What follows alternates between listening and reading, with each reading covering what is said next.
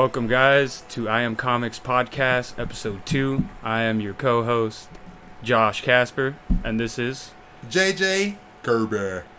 Now today we want to talk about, I want to start it off with this issue that I'm holding in my hands. It is Doom Patrol, and I thought it was a burrito, but apparently it is a, what was it, JJ? A gyro. A gyro. A tasty gyro with some tzatziki sauce. And it is a sticker on lettuce, top, and you can tomato. peel it. But I just thought it was so awesome that somebody just put a sticker of a burrito on top of the comic. It's just all white, nothing there but a gyro. Is that the Mexican in you speaking? It is. Who doesn't love a burrito? Who? Hey, you ain't never lied. I come to San Diego and it's like burritos is burgering. And then when you go somewhere where there are no burritos, You miss a burrito. you miss the damn burrito. Ain't nobody fucking better than a burrito, right the fuck now. That is true. Yeah. So that was it. That was my quick review on Doom Patrol. Not sure if it's a good issue or not, but it has a sticker of what looks like a burrito. So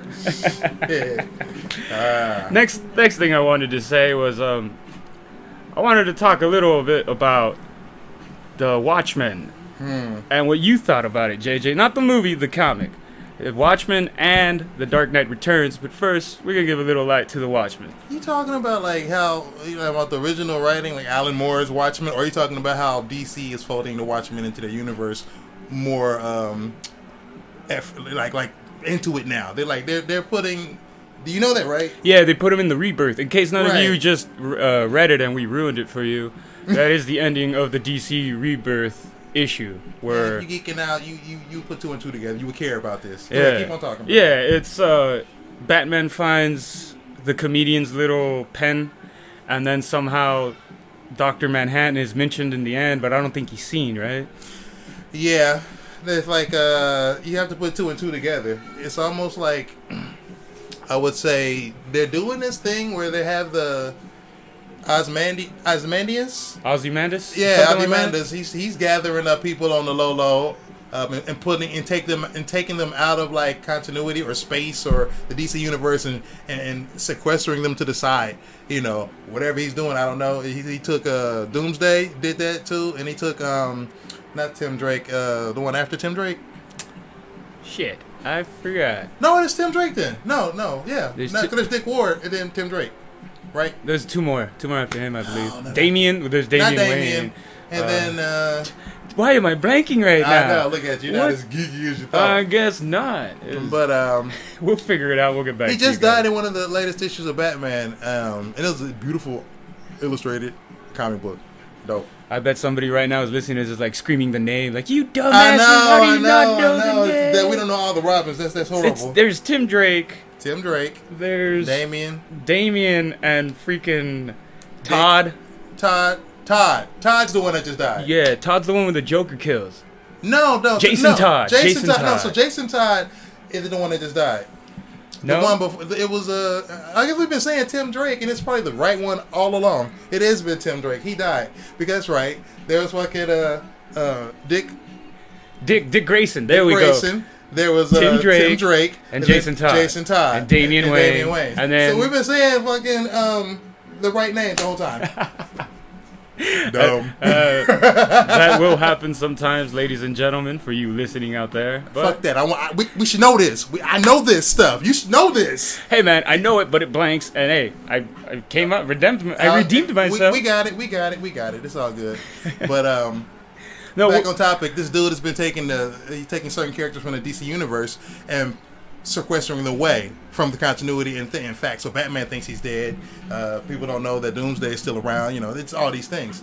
So DC has been taking the Watchmen and trying to incorporate it. You know, their new way. And it's like, I see this. I see it.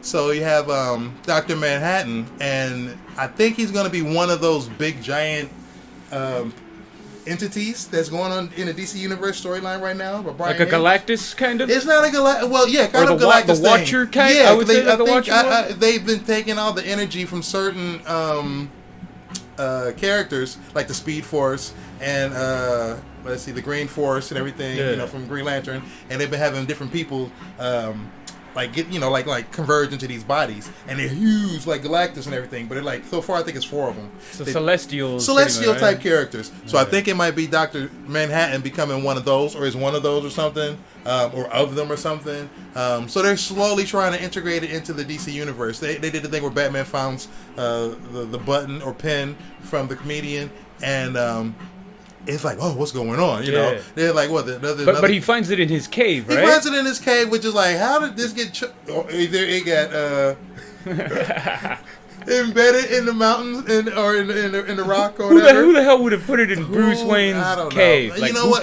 Dr. Manhattan. I don't know. You know what I mean? He's just like, you'll find this later. Time travel, maybe? Like, it's got to be in the cave. I don't know. He's just shifting universes. Yeah. So parallel universes. But you have Dr. Manhattan. I think he might be showing up that way, and then just trying to integrate the Watchmen into the DC universe is like some heavy hitters. Am I cool with that? Is that the question? You know what? I am cool with that because I don't know why DC didn't incorporate and hug with the Watchmen earlier. Yeah. I don't. It's like I said, it bugs me out that, and I can't even front. I'm talking real. DC will do the thing, and it's like, and if I understand what they're doing, and I love them for it because they're pushing the continuity. They have things that they're trying to tell stories they're trying to make, and it's like they focused on telling better stories, having quality art, cheaper sales on the books and everything, which is amazing. Like I'm like, big up. Thank you for making it easier on a reader and a collector. Well, it seems like a shift has happened where Marvel was the leading guy like just last year. Yeah. And then Marvel did their Secret Wars where they their own Rebirth, and then DC, the New 52 wasn't doing so well. I do like some of the stories on the New 52, but most of it was like, I always love a darker Batman. That's just me though. But see, it's like I ain't mad at a darker Batman, a lighter Batman, a multicolored Batman. I don't care. I just want continuity. It really pisses me off when companies be like, oh, we need to stop everything and pull the curtain and be like, everything you believed in didn't happen. Everything you fell, roll with didn't happen, just so we can get new readers. And I'm like, the thing is, when you get the new readers, they're missing out on what made comics so collectible and great. You know what I mean? There was a history, a world, a legacy. There was. You can pick a side and own it. You can be a villain and see the progression of that villain or whatever. It isn't all of a sudden you're just getting a story in a book. It's like you're getting a continued story in a book. Yeah. Which is a peek into somebody else's universe. It's different artists, different writers. But it's like the continuity was always the same. Was main important. It had to be the same. Yeah, so when they came across and was like, oh, we changing that, all of a sudden it's about like Well, wasn't that Flashpoint what caused the New 52? Yeah, but it's like you got to realize those are corporate decisions. Oh yeah. And for me it's just like those are decisions that are like, we have to, sales aren't doing what they need to do. And in my mind I'm sitting there like, well, can y'all just tell better stories? Right. Can you just clean house and I understand this is your way of doing it. You could have did it differently. It's like, for me, it would have made more sense if you jump universes and letting me know that you're jumping the universe, which was kind of like what Flashpoint was, but it wasn't. It's like let the readers know. You had to figure out. You had to figure it out because they show 3 universes at the end, and it's like, what the fuck? And really? It's the Golden Age, I believe. Yeah. I think it wasn't it? Golden Age. Pre-Flashpoint and then after Flashpoint is what they showed in that page. Yeah. I haven't read it in a while, but yeah, I was also disappointed by Flashpoint because I wanted more story. The one thing I think everybody loved about it was Thomas Wayne becoming Batman. That was a good. He was though. I ain't mad at that. I like that the fact that they and the Joker, Martha was the Joker because she went crazy. They flipped the story. That was a good story. I think that was Jeff Jones. Was it? Maybe he always created the main thing, but they did the sub. Like the sub comics. Like they released a couple of 4 Flashpoint Batmans. Yeah. I think it was 4 issues. Yeah. I don't know if it was Jeff who wrote them. It might have been somebody else because he was writing Flashpoint at the time. So, most of these guys, when they're writing those big epics, don't really write the little side stories. No, they don't. Well, I know that I ghost drew some art for Oliver Nome on one of the Flashpoint books. Oh, really? I think do you remember which one? I don't remember which one, but it was just like it's the one that Oliver Nome did, and big up to Oliver, shouts out, that's my man. But I think it's like, it's the montage where we're retelling and recapping Kid Flash's origin or Flash's origin and story while Kid Flash is tumbling through the multiverse or tumbling through images of Flash's history.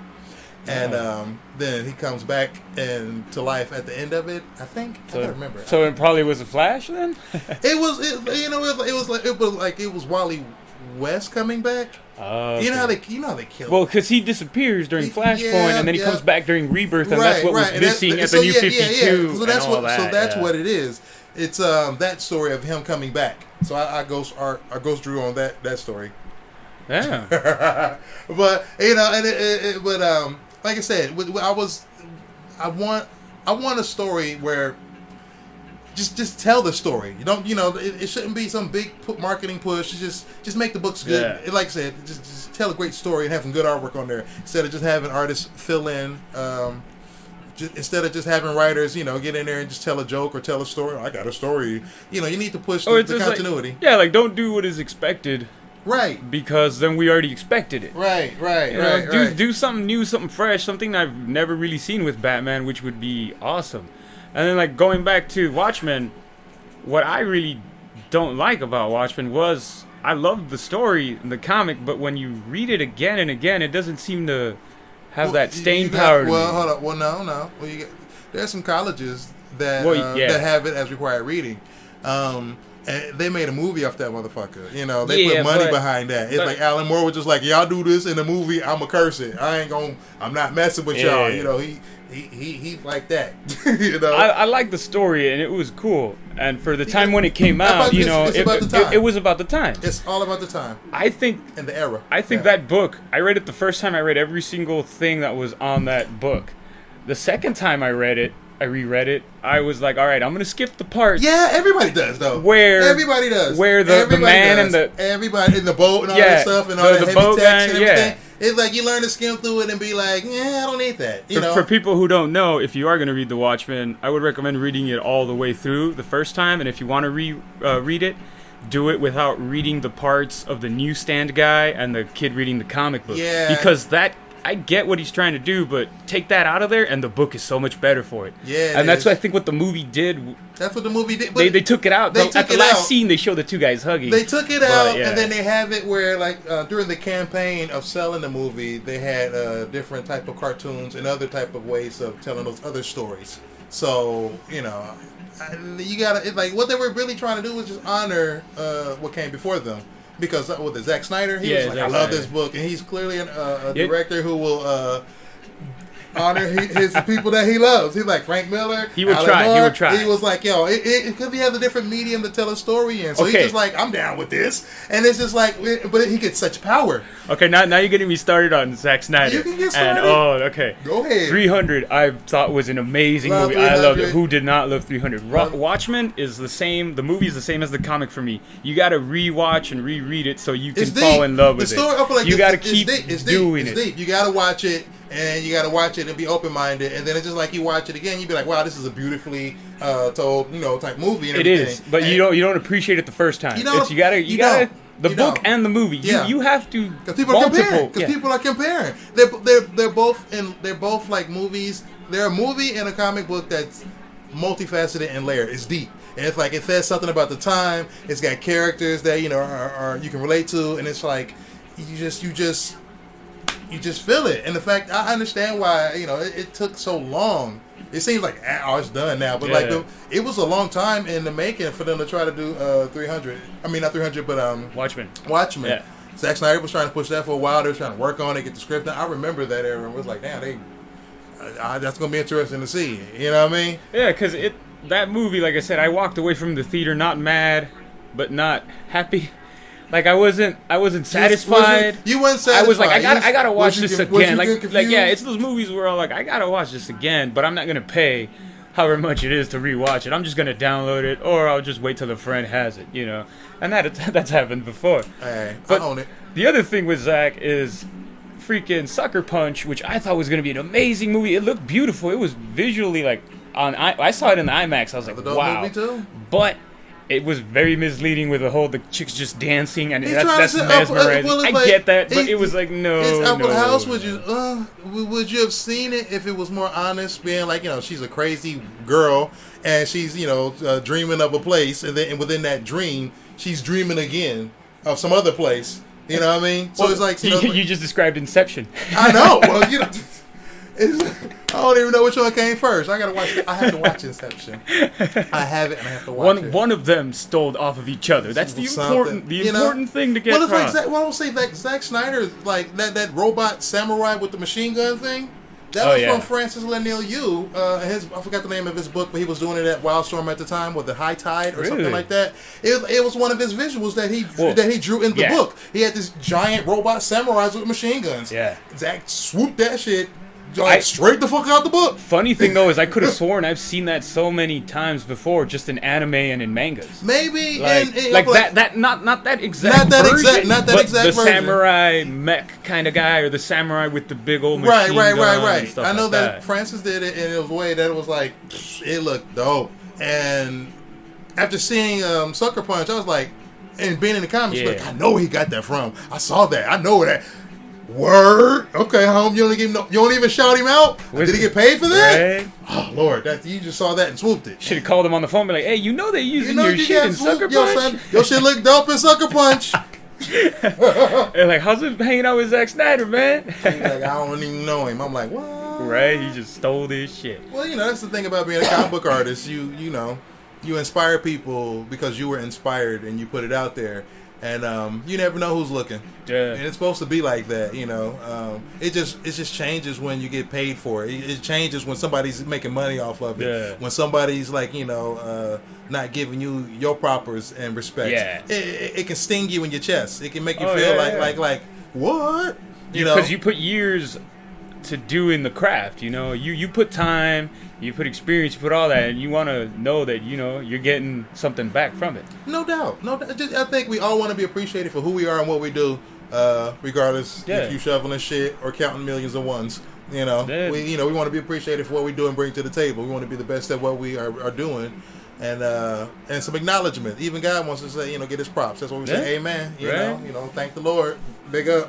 Big up to the Fonz, because we all love us the Fonz. Hey, we use that word every day. So getting back to Watchmen, okay. Why do you think it took so long for them to put that into the universe now?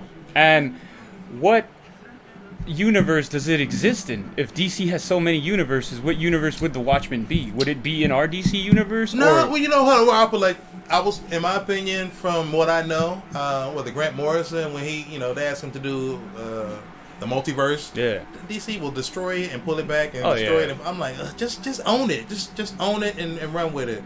So I think the Watchmen's universe became one of the universes when he was asked to facilitate the multiverse. So then I think when they're trying to maybe that's confusing to the fans, we need to go on and make a 152, all combined universe again with what was the one where they not amalgamate, but the universe, the storyline they just did recently? Oh, Multiversity? No, not Multiversity. The one where they had them all on the planet and had them fight against each other. Are you talking about the DC or Marvel? DC. I don't know. You remember that one? Where they all had them fight each other? Yes, DC. It sounds like Secret Wars. It sounds like Secret Wars. It was Secret Wars with DC style. They wanted to make sure they had everybody's favorite stories from throughout DC history, and collect them all, pocket cities or whatever, and put them on a planet and had them lorded over by an entity, and this entity kept them sequestered away for a year.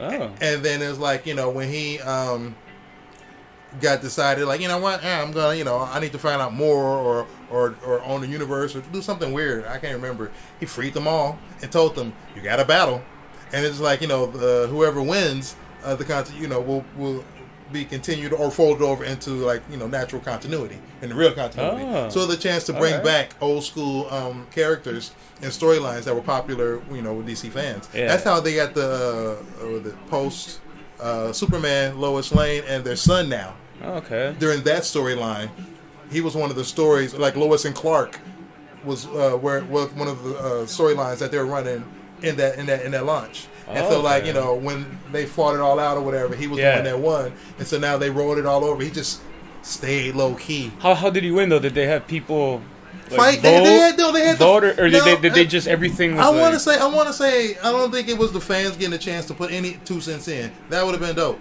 Yeah. You know what I mean? Because if you have a tournament like that, and you're all right, vote. They had a tournament. Who do you want to poll? It was a storyline that they ran. They had the writer just write it out as far as and then it's like we're gonna make it happen where we're trying to see which ones sell the best, I guess, or which ones wins in a fight. So they have like the Outsiders versus I don't know, Infinity Incorporated, and then it'd be like have them fight. And like I'm a big fan of Infinity Incorporated, but it's like I don't think they're gonna win. It was just a way for them to be like, oh, remember these stories, remember these characters. But if you had the chance to vote for it, they might have won. As opposed to the writer just having the complete story and be like, all right, they're gonna lose, and he's gonna come. Because DC had a plan. They have a plan. Yeah. There's a plan, and that's cool. Now think about this. Do you think?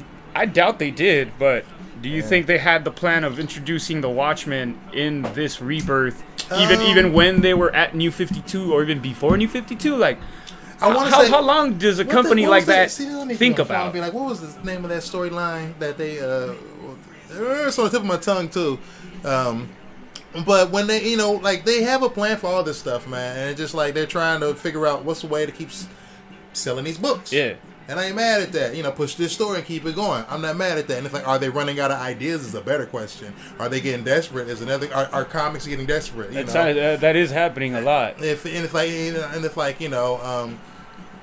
a shelf life? Is what's going on. It's like I'm from an era where I'm like comics. I couldn't think of a world without comics or going to the comic shop or blah blah blah. But it's like times have changed. Like there's more. Digital options now. Like I said, you love to collect comics on your phone. Oh yeah, and it's like for me, I'm like I want to go to the comic shop.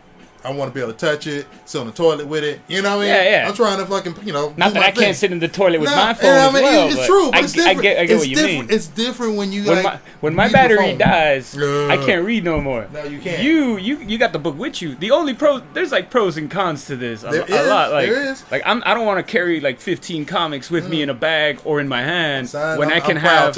When I can have like 1,000 and something on my phone right there. Don't crease the spine. I'll walk with these, but don't crease the spine. Thanks to physical comic books, scoliosis that's the backpacks and then just hunching over. But that's why they got the backing boards. And I know that when I was going to high school, I was like, yo, son, collect with my homeboy Lance. Shouts out to Lance Taylor once again, Shark Fin. I'll let your boy. But it's like you get the back and the boards and everything, and it's just like you keep them crisp. Yeah. And it's not that it's like I was collecting them to try to make money or to sell them later or whatever. You didn't know they were going to be worth money. I didn't know. Nobody really knew. It was just like you're reading comics and you're getting them because you like the continuity. You down with, you ride or die with Wolverine. You ride or die with, Nightcrawler or Batman, Superman. You ride or die. And at that time, there really weren't, the companies thinking of like, we can really put all the oomph over here and sell more comics, and they did. Don't get me wrong, because when they did that with Wolverine, he was in everything. Oh yeah. And then it's like when they realized that Batman was more popular than Superman, they had him show up and stuff and everything. It's like I understand when they do that, but it's like, man, it's like times have changed, and I wanna shouts out to my peoples who collect comics real, because physical comics is what it do. I love the smell of a comic shop. I love going. Reading them. It's the tradition that a lot of people don't know. It's that little ritual of going into the shop every Wednesday, and then you got the ones you want. You talk to the people you need to talk to, shout friends everywhere. Everything. And it's like, but then it's like the movies come around and they let you know, like, Wolverine does this, or Hugh Jackman's Wolverine, and it's like I'm like, whoa, he's 6 foot. It's like Wolverine's supposed to be 5 foot something, like he's a short, stocky dude or whatever, and it's like you said earlier, something you see your people's wearing a T-shirt, and you be like, yo, is that Secret Wars? And be like, yo, son, you read that? You know what that is? And they be like, nah, I got this shit at Target, homie. Yeah, they get you all. It gets you excited because you're like, oh shit, somebody else who's wearing I can geek out. Yeah, I can geek out with and this. Then you be like, I can't geek out with this cat. He don't know. Damn you. He fake. Or he real with it, just not what I need to be talking to. Yeah, it's just the comics. He just doesn't really, it's not interesting. He ain't a comic. But the thing about the movies is that is kind of what is keeping the comics still afloat, right? Like the fact that Wolverine is being. It? I don't know, but I'm sure it's not hurting as it is helping, right? Comics are as expensive as comics are nowadays. Everybody ain't got that expendable budget, for some dumb stuff. Yeah. So if comics are getting better, and would have stayed better, or just be better, or they're just better, you find more people gravitating toward them. But our time has changed, where everybody's trying to be on the phone. Yeah. So is the comics physically going to be doing all right, or are they going to just go all digital? All digital. So I'm like, hey, for me, I want to buy them at the store. I want to be able to look at them. I hate the fact that if I want to look at this book or that book, I have to scroll through my phone. I have to, pull it up, and it's only 8-bit. It's just I'm not into that. But that's the pros and cons with me is the battery. Once my battery dies, it don't matter how many comics I have in my phone, I can't read any of them. No, you can't. So. But the physical is also you got to make a lot of space. If you collect comics, you need a lot of space, man. And some people just don't have that space. For me, I go through my comics and I get rid of a lot. Yeah. I like to keep up of what my companies are doing, what Marvel's doing, what DC's doing, what independent comics are doing, what artists are out there. Who's in the family, who's competition, who I know stepping up. I like to know and know all that stuff. So it's like I get my books and I do my thing. But when it's like, that's what keeps me coming back. So for other people, they're like, they're trying to check Facebook. They're trying to see what's up. They want that cool imagery. I still read books. You know what I mean? Yeah. And some people want to see it and cut it off when they want and be done with it, or you know what I mean? It's just a different age. So I honestly think the shelf life of comics, they'll be around in some form or fashion. I know that. And it's like if the natural transgression, what is that word I'm thinking of? Transgression? Transformation? No, transformation. Transition. Yeah, transition. The natural transition would be digital. And I'm sure that the technology will just advance more and more if you're down with it. As a fan of digital, I don't want to see that. I still want to have the physical, even though I don't collect them or anything. There are certain ones I will collect. There are just some good books that you just have to buy and just have them there. I do own them both in digital and in physical. What I really liked about digital was, though, that the fact that you can read it panel to panel, as opposed to when you read a physical, the whole picture's just there. So my eyes. In my eyes, I'm a visual person, so my eyes will go to the biggest boom. If I see an explosion, I'm gonna see it. I'm like, oh shit, I ruined what the whole setup was to the page. You're correct. So, when I got Comixology, shout out to Comixology if you guys want to give me any, help a brother out. I buy a shit ton of your comics. But when I first got that, I got The Walking Dead, and the reason that it got me hooked on to The Walking Dead was because it was panel to panel, and I was like, oh shit, every panel was almost a surprise. You can handle the suspense of it. And my girl would hear me just, oh, and she'd be like, what's wrong? I'm like, oh my god, I read this book, it's gotta be... It's amazing, and that's it. What I like it, and it also transitions beautifully to HD. If you... When reading comics in HD is beautiful. They look so beautiful. Even reading physical, there's no... there's still a level of entertainment. There's really no comparison to how it looks, because if these just started printing out for HD pages, books, that'd be pretty cool. But and then what I also like about digital is the fact that I don't have to pay taxes. So my comics are exactly. Say pretty much every Marvel comic now is around $4.99. Yeah. Every DC is around $2.99, which I love that price. Just last year, the prices were flipped. Yeah. DC was around $5 to $6, averaging any comic, and Marvel was around $3 to $4. Right. And then my complaints with how much you pay to how much pages you get in a comic is, sometimes I don't want to pay $6 if I'm only going to get 22 pages or 19 pages. True. I don't want because how you said, we only have so much money we can spend on certain things, and comics are an expensive habit. They are. And so it does happen. It does happen. But then again, I do like Comixology because they do have every week they will have a sale on a complete series or just events that are all 99 cents for each issue, or the whole volume will be $3 as opposed to $6 or $7, or how they're $19, they'll be $10. I've bought so many like that, and I love that. Comic shops, I get they have their sales, but I don't know. I've never, ever since Comixology, I've never really walked in so much into comic shops. Do they have weekly sales, or do they have every once in a while a sale? Or not to my knowledge. As far as I know, that depending on your status, an artist or whatever, they do have artist discounts. So there are some stores you go to, you ask them, do you have an artist discount? Yeah, because that happened to me at comics and stuff. When I did buy a comic, they asked me if I had my discount card or something. I was like, oh, okay, I didn't know that. Yeah. But yeah, I guess certain shops, if they know you enough, they have little cards, or they'll give you your discount. If you're in the industry, they like give you a discount or something, which helps out a lot. Oh yeah, it helps out when you're buying a $6 comic or $5 or You'd be like, damn, that's a lot of Dutch. Yeah, because you got to think about the series as well as the series. I like it when series end, not when they just keep going all the way. That's going back to continuity. Like I said, for me, I just remember going to 7-Eleven or whatever store and give me like a 75-cent comic book. You know what I mean? And then I remember when they went up to 99 cents. It's like, what? How dare you? You better not go over 99 cents.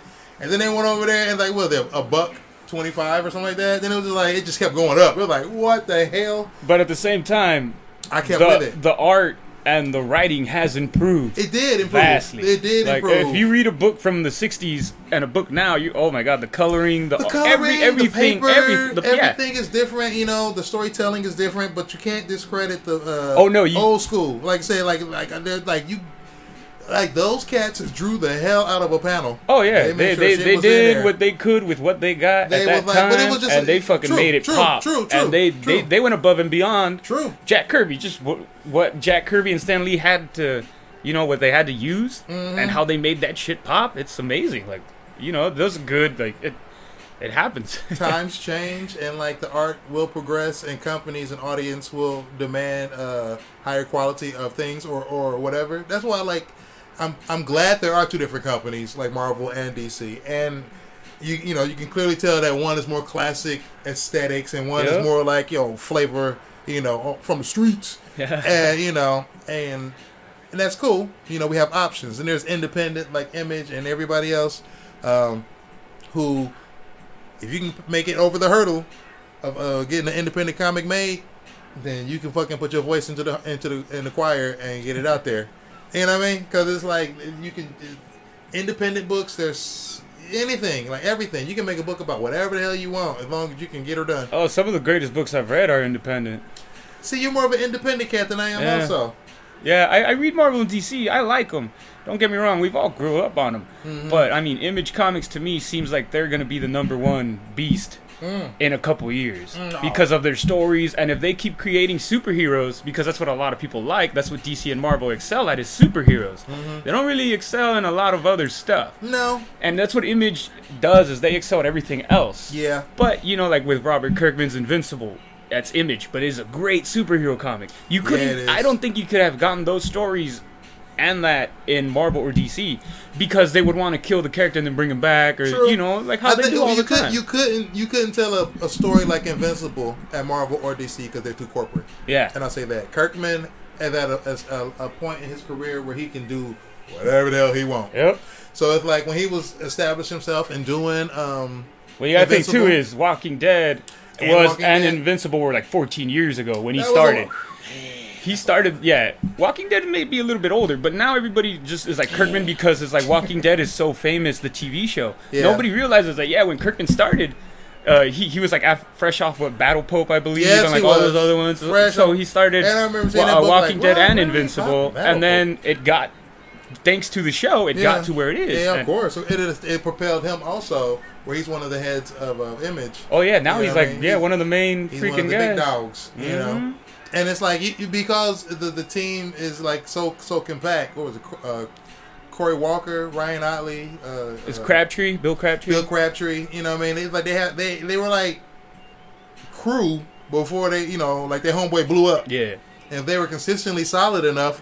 We were like, all right, cool. So like when it's the same with Walking Dead. Was Kirkman and Tony Moore did, I believe, the first 5, and then after that, Charlie Adler came on, and he's been on it ever since I believe 7 or 6, issue 6 or 7, and now we're at like 150 something. And Kirkman will write those stories, and he'll find these artists that are like, that's a dream job. You be like, I enjoy drawing this shit every damn and that's what you're talking about, is the continuity or the consistency. Is I love the fact that he's consistent with the same artist, because I mean it's always cool to have a new artist to just show off. There's nothing wrong. You know what I mean? There's nothing wrong with that. If he wants to do an annual and have Arthur Adams or somebody do it, or or somebody of caliber bring flavor to it, it's like bet that we welcome that. You know what I mean? but it's just like, you know, they're able to like just run for like continuity, and the stories are incredible, and the characters develop, and it's just like you can, you know, you're on the edge of your seat because you don't know exactly who's gonna be around, you know, next issue. That's true. Or how they're going, you know, or who elevates or who changes. But the funny thing with Invincible was I think it's like issue 118 where he kind of not did the reboot, but like I rebooted it. Like kind of. But I like that. This is when he was going to space and he became more of a family man. I didn't really like that whole arc. Like I thought it was a little bit boring. Like I get it. Mark's the family man. He's taking care of his daughter, and he's like building his relationship with Eve and an alien planet and all that. Right. I didn't really like that, the diplomatic side of it. Yeah, I didn't really like that. He's a Virtuemite. I know he's a Virtuemite, but it's he's an Earth Virtuemite, so he's not really 100%. But his dad is 100. But he raps him. He's a prince. He's like the prince of the Virtuemites. I do like the progression though, like how he did age and evolve and didn't stay the same guy. Like I like that. That Mark. When you knew Mark in Invincible 1 all the way to Invincible now, he's a different dude. Oh, he is. He changed. He's helped murder millions of people. He's helped to make decisions do a bunch of and crap. Own them, and that makes a character grow and develop, which is great storytelling. Which is that is what would ruin a Batman or Superman, because you build so much of that into them, and then you just boop. It's over. Rebirth. Now we start a brand new. Yeah. Then, like I said, all that continuity's out the window, and you're like, what the? Well, so all that shit that I was riding and dying with didn't happen? No. It's just out the window? Is this because something happened in the story and because it's like it was necessary? Or is this like coming from one person's head or a corporate decision? What is this? What is this? Yeah. And so, for when they rebirthed everything, like it just... it just killed a brother like me. Yeah. To be like all that history, all that I'm sure not only killed you because you are like, you know a lot about it, but the people who are barely starting to read that was like, we're like, all right, what is this? I'm barely understanding, and then they're like, what the fuck? And then all of a sudden they change the character. Right. You give me a different Superman? Yeah. He's not the Superman I knew. I'm like, and I think it's because those corporate decisions are made by people who think like, people are tired of Superman. Yeah. He's just too goody-goody. He's too powerful. This and that. And it's like, they painted themselves into a corner with Superman because he is that powerful. And he is, been around that long. He has that history. Yeah. But then it's like, you can make up for it by telling better stories and just playing on the part that makes Superman super. He knows that he's super, and he's trying his damnedest not to be extra, overt, try to like knock over too many buildings, kill anybody. He's like, there's always a better solution. He represents something to humans in their psyche that they didn't even realize was there. And I'm like, we're that for him. He's that to us. But if you get rid of all that and just be like, you know what, Superman, he gets angry, he gets mad, and he kills people now. With like he makes those tough decisions, and he thinks like you do. I'm like, I don't want him to think like me. I want him to think better than me. It's I like want the him to be Zack that Snyder icon. Batman, like Ben Affleck. He's a darker one. He uses guns, all that. It's guns is. I'm like, wow. Like I said, Ben Affleck on Batman is dope. No diggity. And not tearing down Zack Snyder. He can clearly get a movie done, and he was told to do this. He was like, "Yo, be darker." It was a decision, I'm sure. I'm sure it was his decision as well. I'm sure, of course, man, because they're like, "Yo, we've been waiting for this movie for so long, Batman Superman. We've been promised it so long to finally see it come out, and then and then you expected a darkness to it. But hold on. All right, see, listen. For me, it's like I'm not expecting. All I want to see is Batman and Superman established on the screen. Yeah. Right. It's not that I want to see a dark Superman and a dark Batman. I just want to see Batman and Superman together in an adventure. Showing that they're best friends, how they got to be best friends, and what's the consequences of something. Just run that. But instead, what you get is somebody saying, well, Batman did well in his 3 movies because they were so dark toned. Yeah. Then they're like, you know what? They went a little darker. They're like, that must be what the audience wants. Yeah. So if we have Superman and Wonder Woman in the movie next to him, they have to be dark too. And I know this. I ain't trying to cut you off. And I know this because there was a decision that was handed down where they were like, no more underwear on superheroes. Oh yeah. Period. And so after that, in comics and movies. And it was like they thought it was corny, and I'm like, that's part of DC's history and legacy. Yeah. Why are you getting rid? Why, if you want to get rid of it, you can write it out, but don't mandate it out.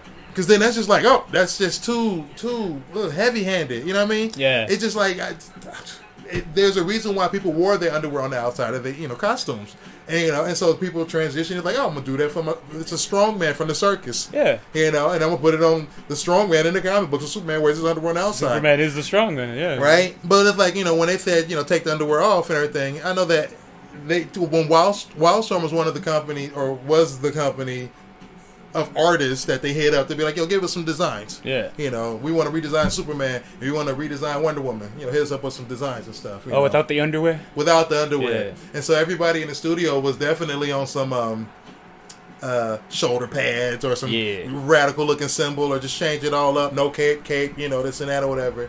And I was just like, why don't you just take the underwear off and put a belt on him? Yeah. Because I'm like, fuck it, I'm gay. I'm just like, just do this fashion like this, homie. It'll be fine. Just put the belt on him. He'll be fine, dearie. It's okay. And so I made it a little thicker. It was like a wrestling belt, and I put yellow up in there and red and made it, made it cohesive, design, and it worked. It looked good. And I know when I showed everybody else, like Jim Lee was like, yo, what's up? Let me see this, or I turn it in. I could tell. I could tell that they liked it. It's like I drew Superman. He had a little bulge on him. Because I was sitting there bored. I was like, I don't care. I'm just drawing some character designs. I don't. Well, he is Superman. You know what I mean? So I was like, I don't care. Do this and that. And I remember him commenting on it. And I was like, because he commented on it, it let me know that there's something beyond the bulge. That there's something in his outfit, this design.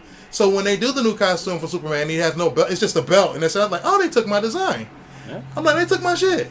Well, I didn't know this, but I see it. Yeah. And of course, they put the alien ribbing and everything on it to make it look right for the movie. You had your Zack Snyder moment, your sucker punch moment. I'm like, that's my ish. They took my ish, and Superman doesn't have underwear because of my design. Because nobody else did that up in the storm. Nobody's designs was I just simplified it. Yeah. That's my thing. I can simplify some shit, and so. I see that every time I see Superman now, I'll be like, where's my credit? Where's my lollipop? You know what I mean? And so I would say, like, even in the new design for Superman now, I'm like, I don't like it. I can't even front. It's just you get this alien belt. There's no panache to it. Yeah. It's like the cuffs are metallic, and it's like it's not cohesively matching or whatever. Somebody got paid for it. I ain't mad at them. Handle that business. Yeah. Cash that check. Big up. Like if I was chosen to do like my own version of Superman, which is like the same thing I would do with any superhero, is I would add armor. But not like crazy kind of armor. Like Captain America to me would be the perfect person to wear some sort of armor. Like he's a soldier, and he's a soldier, and he's out there fighting wars, and ducking bullets with a shield. So I ain't mad at that. Superman is just like he doesn't need armor. That's the thing about it. He don't need it. None of them do. And they didn't wear armor really in the perfect example is a Kingdom Come. Mm-hmm. Alex Ross drew when he drew Green Lantern with the old man armor, the old Green Lantern armor. Because it was like it was a knight, that's what I'm saying, like a sort of knight kind of. He made it make sense. It's not that he needs it. No, it's not that he needs it. It just looks fucking cool. When Alex Ross designs costumes, he makes it a part of the story. Yeah. It's not just some random design sense. Oh yeah, his knowledge and thought behind the design is like epic, you know what I mean? Yeah, because it's down to the smallest detail. His Bruce Wayne was amazing. All his Bruce Wayne was like scars on his back. He was just like up like this. He did a big chunky dude, you can tell he worked out. But remember, he had those like robotic parts because his body was older. Yeah, because it was in the future. So everybody else, like Wonder Woman and Superman, doesn't need armor. They don't need exoskeletons. But Bruce Wayne is a regular human, and he's getting older. And he showed he had a exoskeleton to hold him up and to be able to keep up with these young bucks. Alex Ross's Bruce Wayne is almost the same as Frank Miller's. Like they were both the older Batman, the buffer Batman, but very different. Alex Ross's Batman, like I said, was very mechanical, because he was old and he needed that like life alert system. No doubt. And then Frank Miller's was more of like he was the 55-year-old Bruce Wayne, but he could still kick fucking ass. Of course, well, like big, and he was a big beast of a man. These are icons and ideals that we're dealing with. So it's like, of course, Bruce Wayne is the ideal man when it comes to physique, Yeah. when it comes to intelligence, when it comes to money, when it comes to athletics, when it comes Everything, to girls. right? It's just like he's supposed, and it's like, you know, he's supposed to be the ideal. That's what he He is represents. Superman. He's become, you know what I mean? He's become that, because I don't know if when they first made him, if they intended him to be that way. Oh, he was no. supposed to be some other situation. But he's become this ideal in people's minds, and when we read these books and these characters that they put and project on screens, that companies are like, yo, we got to make sure we repping it right, or we got to, you know, get a piece of this proper. They handed him, you know, with kid gloves. But the thing, like I said, with DC, they think like, does the audience want this? And I'm like, that's what kills it. Quit asking us what we want and just put out what is in the book. Yeah, you know what I mean? Just for mine. It's not that I want you to cater to me. I want, you know, if you just well, you're not the only one that wants that. Everybody else wants a truer comic to movie interpretation. Right. But the thing of it is, as well, is you can't really do that, because the perfect example would be Civil War, the movie and the comic. There's so many characters in the Civil War comic that, you know, it was a deeper story, though. Of course, and that's the thing with comics, is the stories build from years of history, and then they build into something big, and that's what you get. You know, that's why you can't really do that with movies, or that's why I guess they tried. They try, but you can't. That's why they took out Iron Man. They end up Thor rushing and all that, it. That's why you get Apocalypse and the Phoenix and X-Men already exposed. Already, that story they could have. Peeled that out. They could have slow leaked that out. They could have like, yo, we're gonna let you get a little taste, and that's all you get right now, and keep us coming back for more. Because there's so many other stories that are relevant, and so many characters that are developed into a way where it's like, wow, that keeps us entertained. Well, that keeps us like, X-Men coming is always back for more. the perfect thing, because it's about like racism, you know. Of course it is. It's the sign of the times. Also, people are racist to them. Especially when Chris Claremont got onto it. Oh yeah, because he started to be like, you know what? Because X-Men before, well, you know, it was, you know, Stan Lee came up with the amazing stuff, but it was like, let's make it more relevant and get into it. So then, like Chris Claremont came around, he was like, you know, let's take Jean Grey. You know, because women live is popping right now. Yeah. So it's like, you know, why is she the weakest character in it? She can move shit with her mind, and she's the weakest motherfucker and be needing to get rescued consistently. Yep. And it's just like, he's like, why is that happening? So he turned her and made her into the Phoenix, the baddest bitch. Oh yeah. You know what I mean? One of the greatest, Phoenix, right? One of the baddest fucking characters. You know what I mean? And so it's like, knowing that continuity, knowing that you can take these characters, you know, in a certain era and be relevant and talk about it, you know, and it inspires so many people, you know. Like my favorite X-Men is Nightcrawler. Oh yeah, you know, I'm a brother, and I'm like, Nightcrawler's black, and you know, even though he's German, right. You know what I mean. And it's like he's like, I gotta wear this skin, I gotta rep it, you know, and I'm wearing it, and it is what it is, and people gonna trip on me, but I don't care, because then the insides I'm fucking beautiful, and the outside I'm still beautiful. You just tripping, and it's a wrap, you know. Yeah. And so I was like, I feel you, son, I feel you, and it's like, Nightcrawler's one of my favorite. Who's one of your favorite? Who's your favorite X-Men? Morph? Yeah. From the cartoon? Yeah. From the book? From the cartoon, but from the book, I would. Damn, dude. Mm-hmm. Gambit. Just Gambit. Gambit. You seem like a Gambit lover. Gambit was always like mon ami, like he's slick. Like that's the French slick man in me, even though I have no French in me. Cajun. Yeah, I wish I was Cajun and could speak. You know, hey, he got Rogue, and who the hell did not want Rogue? Hey, I didn't want her. Okay, you did it, with the exception of you. But no, I know, right? But Rogue was dope though, and like she's one of those characters that like, if you keep them simple, they'll stay amazing, in my opinion. Yeah. From the knowledge that I've gained of reading comic books for so long, Rogue was one of those characters that when they wrote her, it's like, all right, you know, she fought Cal Devers and like she absorbed her powers and it was able to fly and be invulnerable and super strong, as opposed to just having the ability to absorb your psyche and powers. Okay, so then it's like once she had these new abilities and they just ran it, it became more of an interesting character, because it's like, all right, she's super strong. And she's like near invulnerable, which means she's going to be fighting you. She's going to be getting rustled up. Her costume's going to get torn up, you know what I mean? Or she's got to put hands on you. Yeah. So it's just more of a chance for her other power to kick in, and she got to watch that shit. So it's like, ooh, you know, she's very, very interesting and very dynamic. So then it's like when they have her in a cartoon, they have her in a book and everything, she gets more popular from the cartoon. Yeah. And it's like, okay, she's a Southern belle. She's an icon. And then it's like when you have her in the book and writers don't know what to do with her or whatever, or they're like, oh, you know, they take the mystique away by exposing who she really is, or they you know, a couple of ways where they're trying to help redefine her powers and shit. instead of just more interesting stories about her day-to-day life, if they ran into a wall, then you hire somebody else that somebody that could help out, who can help out. But it's like, other than that, they have like stories where they're like, oh, let's get rid of her ability to fly and be strong and all other stuff. Give her one ability, get rid of another. Get rid of an ability, let's get rid of another, let's tie them all together. So they make the ability now where she can touch people and control it. Oh. So she can control it. When she touches you, she can take your ability, but then it's only temporary. She can only hold one power at a time. Yeah. And she doesn't have to worry about the voices in her head and taking other people's psyches and holding you too long. She's like, I know exactly how long to hold you. It defangs her from mine. I remember that was I think that was a big part of the X-Men Legacy, which was Rogue ends up going out with Magneto, and then she's trying to get rid of all the voices in her head. And because every time she absorbs somebody, she just takes it. And eventually it drives her crazy. Yep. So I forget what she does to get rid of them, but she does, and I think she's like reborn. That's what you're talking about, like a new Rogue, where they take away certain powers, and she gotta. So she basically has a clear mind, but when she still absorbs, she's still gonna get the voices back. So now she's more selective, I guess, on who she does. Because now that she knows, or I think, like I said, she has the ability to turn it off and on. I think so. She can absorb you. You can be voices in her head. She can. Telepathically kind of communicate with you by touching and your memories and become one, but she can be done in a half hour. I think it's something but the point is, it's not as interesting. It's not as dynamic. And it's like that's one way you ruin a character. It's like when you tell Logan's real name and his whole history, and you'd be like, oh, James Howlett, whatever.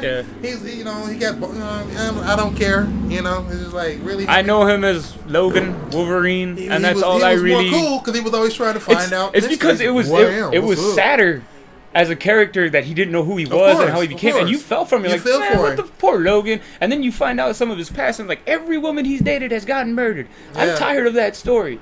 I love him. I love the Logan goes to Tokyo because he goes to Tokyo a lot. He's a samurai. That is what Logan is. He travels. He gets around. And tragedy does follow him. But I just don't like that they use that story too many times that Logan meets love. Well, I mean, it's going to happen. Logan. I will say this. Sometimes a character has to. You got to be true to the character. That's like the Hulk. The Hulk will never have a happy ending. He's always going to be that sad. He's dead now. Guy, But it's just like what makes the Hulk story.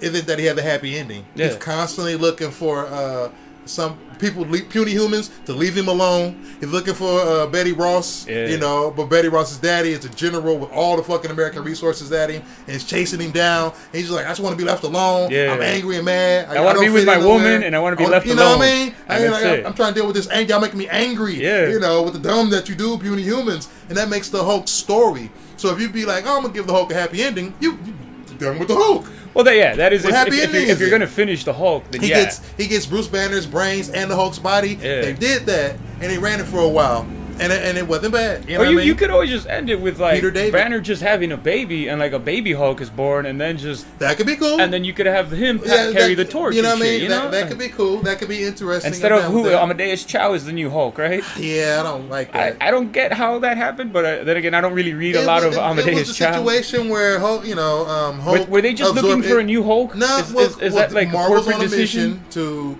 gentrify, I guess, all their characters. So all the main characters that they can have in a movie or whatever, they're trying to refresh or whatever, I guess, or try to diversify, ethnicities in the Marvel universe. And I'm like, in my opinion, don't give me Asian Hulk or Black Captain America. I want a new black character or a new Asian dude who just represents hardcore. You know what I mean? Let Steve Rogers be Steve Rogers, but you put the money on this new character or whatever, and I'm like, he's dope.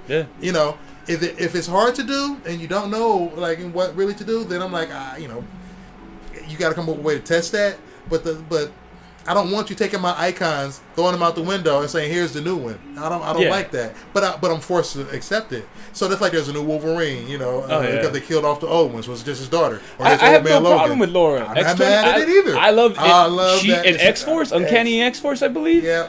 Oh my God, X-23 is dope. She's brutal. She's dope. She's like when they were writing her in X-Men, she was one of the standout characters because she had attitude like old school Wolverine. So it seemed natural. It was cool. I'm down with that. I just don't want you changing my icons. Quit fucking with my continuity. You know what I mean? Quit telling me what I grew up with and what I loved didn't happen. You know what I mean? It ain't it ain't what it do. All because there's a new audience. And I'm like, you trying to kill me off? You trying to tell me, or you don't know the magic, or somebody's pulling your card, or you know what I mean. Yeah. So the fact that you like Kirkman can have a book for 100 issues. Yeah. He's amazing in the Testament. Cerebus. Well, it's also the testament to the company, Elfquest, because the companies, you know how they go. Marvel or DC, they're just DC's more desperate than Marvel. I don't know. In my opinion, I don't know. Like maybe I'm biased because I work, with the company, and it's like I really wanted to, be there until the end. Yeah. And then it ended, and I'm like, oh wow, it's a wrap. Yeah. And then they're doing other shit without me. Whoa. How do I deal with this? That's how it goes, man. It is how it goes, but when it happens to you, it still fucks you in the butt. Yeah. It really does. So when I, go to the comic shop and I look at DC books, and it's like I look at comic books differently. Like I know where that decision's coming from. It looks like a so-and-so decision. Yeah. And it ruins the illusion of me escaping into a world because the continuity's changed. I know that the people who made the decisions are making it, because it's either out of desperation or it's just a tie-in with the movies. Evolution, or tie-in with the movies or something like that. Or they really it's a corporate decision because they're like, we're making money with these movies, son. Yeah. And it's like we can't do shit with the Fantastic Four unless this movie company makes it right with us, and we have beef. So we just gonna write them out the story. I'm like, damn, that's fucked up. That you really can't, I guess, blame them because Marvel or DC, I don't think ever really expected the movies to get hit like how they did now. Nobody expected comic book movies to blow the fuck up and dominate the industry. Like I said, back in the day, it like before X-Men, before Spider-Man or whatever, in the movies and shit. Yeah. It was just like we hoped and we prayed and we really wished and wanted to see just what's in the book on the screen to be able to have Wolverine say schnick. Yeah. And what up, bub? Slash. Or like I think it's the first or second X-Men when he flips off Cyclops with his claws. Yeah. Like that's classic shit. That's what you always want to see. Yeah. You want to see that shit. You know what I mean? But then it's like, it came out and the fans fucking proved that it's worth it. And then everybody was like, yo, that's what's hot. And they loved it. And then comic books got ruined because everybody's like, oh, well, that's beyond comics. There's another world, the big screen. Oh, yeah. And I'm sure people were like, yo, it'd be dope to see, Captain America on the screen done right. Well, how pumped were you when you saw Michael Keaton's Batman, the first Batman, or the second, or Batman Returns? Because at that time, there wasn't comic book movies. But I wasn't a Batman fan. Really? You know what I mean? Yeah. I'm not a Batman fan. I'm more a Superman. Okay. You know what I mean? That's the truth of the matter. I'm more of a Superman fan. And then, like, when it comes to, like, Well, what was Superman then? How excited were you when you saw the Chris Reeve Superman? Like, did you love those movies? I mean, I'm more of a Batman guy, but I like the Christopher Reeve, the first Superman. The first and the second one, I liked them. The other ones just got kind of wacky. The same thing with Batman. Like, so if you put like this, yeah. I definitely love some Superman movies. I saw them in the theaters. I even saw Supergirl in the theaters. You know what I mean? Let's see. When it comes to Batman being in the movies or whatever, I loved him in the TV show. Yeah. Anything comic book related, I had to go see. Yeah. Cartoon, I had to see it. Any type of comic book movie, live action or on public TV, I'm watching it. I'm checking for it. Yeah. Because I'm supporting my community and I'm down with that. And plus, I'm that hungry. I'm that hungry. So when they said we're doing X-Men or which Michael Keaton Batman, it was like, all right, that's DC doing the thing. Yeah. That's Warner Brothers. Why the hell ain't Warner Brothers picked up on this shit back in the day? Yeah. Why didn't they support this shit back in the day? Why they wait on other people to set the trends and really take advantage of it? Yeah. They had Superman and Batman in movies long time ago before Marvel had anything. They never capitalized on it, really. Like they never really did do anything. Why not? Yeah. So it lets me know. I'm like, this is a company that just seems like it's chasing the big thing. Yeah. For me, it feels like it's chasing the big thing as opposed to being the trendsetter properly. Especially when they got resources like Warner Brothers. Bananas. Oh yeah, Warner Brothers, DC. Damn, dude, they have all the damn resources. Come on, right? So when it came to Marvel and they were broke for a while, and they started selling off their properties for the movies. Yeah. They're like, oh, Fantastic Four and everything associated with it. Fantastic Four, Spider-Man, X-Men. And that's it. It was Elektra, Daredevil. Oh, and they had Blade. Remember Blade? Did they sell off Blade? Because Blade's coming back. I don't think they ever sold off Blade. That was Wesley Snipes. Marvel has it. And Wesley Snipes did a tweet that he wants to do another Blade, and Marvel said we're working on something new with Blade. Keep your fingers crossed. But the original Blade was Wesley Snipes promoting and pushing that shit. I think. But it was a Marvel. It was still a Marvel. Yeah. It was a Marvel joint. Did we get the little Marvel thing that we do now? No, right? We didn't get any Marvel. They didn't do the Marvel mark or that Marvel comic book logo thing until they did Iron Man. Oh, I remember the Hulk. The crappy Hulk, the Bruce Banner one. Are you talking the David Banner one? The Ang Lee one? Yeah, the Ang Lee one. I like that. At the beginning of it, yeah. they did that. The first time they were the first ones to do it because the whole movie was pretty much comic book, like page to page form. Remember? Yeah. He was trying to do that comic book transitioning of panel transitioning. It was the panel to panel transition kind of thing. Yeah. I feel weird about when people do that. I feel like don't do that. I feel weird. I'm like you're taking the obvious. I'm one of those creators. I'm like I don't want to be doing the obvious. I want to hit you up with something that's like I know what that is. It feels really good, and I'm down with it. Yeah. As opposed to being like it's a comic book. Yeah. And here's a panel sliding. Here's word balloons. It's too easy. It's too easy. Yeah. That's like poop jokes. Yeah. I heard a joke that's like why what did he say? I'll probably tell it wrong. Why is it that you never see Batman in trees? I don't know. Because he's that damn good. And on that note, guys, we are finished our second episode. This has been Josh Casper.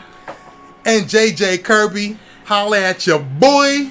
You can follow us on Instagram at I Am Comics Podcast or JJ Kirby on his Instagram at JJ Kirby. JJ Kirby Art. And you got anything else you want to promote? You know what? Right now, not really. I will say this. I make music. I draw my own comic books, and I got projects and things I'm working on. As I get them more up and running and ready, I will let you know. And I want you to support a brother. Come grab it and hold it like you want it. Okay? Yeah. We are going to start to do a lot more stuff with the community once we start getting our videos up and stuff, or doing our podcast and everything. So thanks for listening, guys, and stay tuned for the next one. Read on. Peace.